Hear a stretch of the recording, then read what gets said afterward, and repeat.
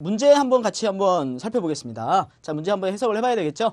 자, it is sometimes said that people. 자, 이렇게 뭔가 얘기가 이루어지고 있네요. 자, 그래서 여기에 보면 이런 얘기들이 있습니다. 라고 돼 있어요. 자, 그래서 people should be encouraged to be encouraged가 되니까 뭐뭐 하도록 장려되고 독려되어지는 거죠. 자, 뭐 하라고 돼 있냐면 to get married before they are 30라고 돼 있죠. 나이가 30 되기 이전에 결혼을 하라고 이렇게 얘기를 듣고 장려가 되어지고 있다는 얘기예요.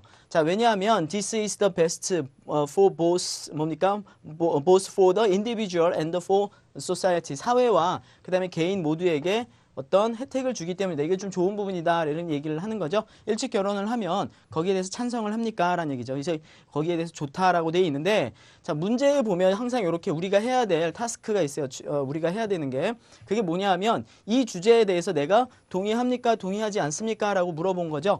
자, 여러분들 그 유닛 설명할 때 제가 말씀드렸지만 문제에서 agree, disagree가 나오는 것처럼 이렇게 do you라고 물어보면 꼭 내 생각을 얘기를 해주셔야 돼요. 그러니까 내 생각은 다 아이디어가 들어가겠지만 그냥 내 주장이죠. 그러니까 나는 좋다, 싫다, 찬성한다, 반대한다라는 내 주장을 명확하게 어디에서 서론에 언급을 해주고 시작하시라는 거예요. 이거는 마치 너 올 거야, 안 올 거야 라고 얘기를 했는데 올게 아니면 못 갈 것 같아 라고 앞에 먼저 얘기를 하고 그 다음에 이유를 설명하는 거와 마찬가지로 먼저 서론에다 그 주장을 얘기를 해주셔야지 이거를 내가 뒤에 얘기하겠다라는 생각으로 서론에다가 이런 부분이 있고 저런 부분이 있습니다 라고 비교를 하겠습니다 이렇게 얘기를 하면 우선 내 주장을 얘기를 안 한 거기 때문에 끝까지 다 봐야 되잖아요. 그러니까 좋은 방법이 아니에요. 그래서 항상 앞쪽에서 자기의 주장을 먼저 얘기하는 그런 습관을 들이라 그랬었죠. 그래서 이런 문제 유형이 나오면 어디에다가 서론에다가 꼭 자기의 의견을 먼저 주고 그 다음에 거기에 대한 이유들을 뒤에서 설명하는 방식으로 써야 되겠습니다.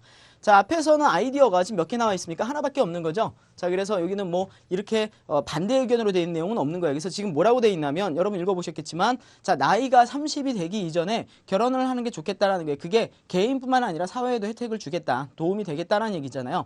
자, 그러면 여기에 대해서 여러분이 찬성한다 그러면 뭐가 되는 거예요?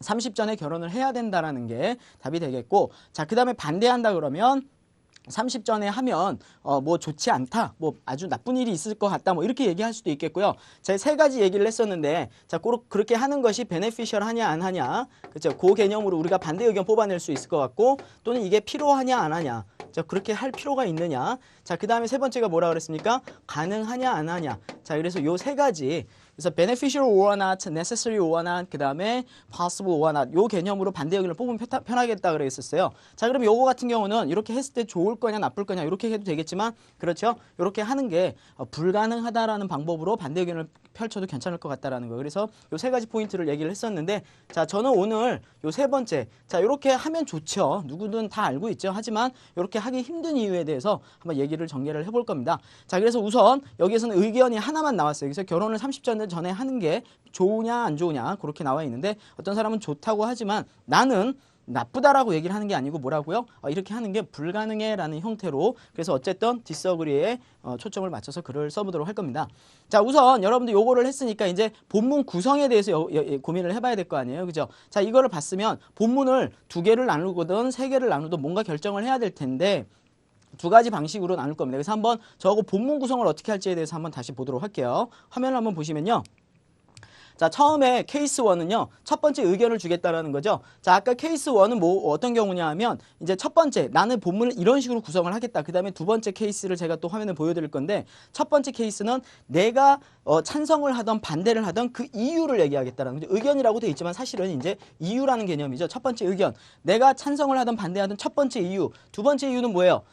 나는 또 이유가 있어요. 찬성을 하는데 이런 이유가 있어요. 또는 반대를 하는데 이런 이유가 있어요. 자, 세 번째. 자, 나는 또 이런 찬성을 하고 반대를 하는데 이런 이유가 있어요. 자, 지금 뭐냐 하면 한쪽 방향으로 나의 이유를 나열을 한 거죠. 그러니까 내가 찬성을 하던 반대를 하던 한쪽 방향으로 글을 썼다는 얘기죠. 그러니까 여기는 양쪽 의견의 어떤 컴페어라던가 디스커션의 의미나 이런 게 전혀 없고 지금 뭐가 이루어진 거죠? 한쪽 방향으로 내가 내 주장들을 나열한 형태가 되겠죠. 자, 여러분들 그 글을 쓸 때 내가 쓸 말이 너무 많거나 아이디어가 너무 많거나 그리고 또 적당한 반대 의견을 뽑아내기가 어려울 때에는 지금처럼 이렇게 한쪽 방향으로 글을 쓰셔도 괜찮습니다. 자, 그렇지만 좀 더 높은 점수를 받기 위해서 뭐 최소 6점, 6.5 이상 이렇게 올라가기 위해서는요. 가급적이면 상대의 의견을 같이 언급을 해주면서 비교를 하는 형태의 그런 에세이가 훨씬 더 점수를 더 많이 받을 수 있어요. 그래서 상대 의견을 얘기를 하고 그 다음에 그걸 어떻게 반박하는 형태로 에세이를 써주는 게 훨씬 더 좋습니다. 그래서 오늘도 그런 방식으로 써볼까요? 그래서 정말 시간이 부족하고 그렇다 그러면 이 방법으로 우리가 아이디어를 전개하는 것도 방법이 되겠지만 제가 추천해드리는 방법은 바로 이런 방법이죠. 상대 의견, 다시 말하면 찬성을 하든 반대하든 그 상대 의견에 대한 이유들을 간략하게 나열을 하고요. 뒤에다가 이제 내 의견을 얘기를 하는 거죠.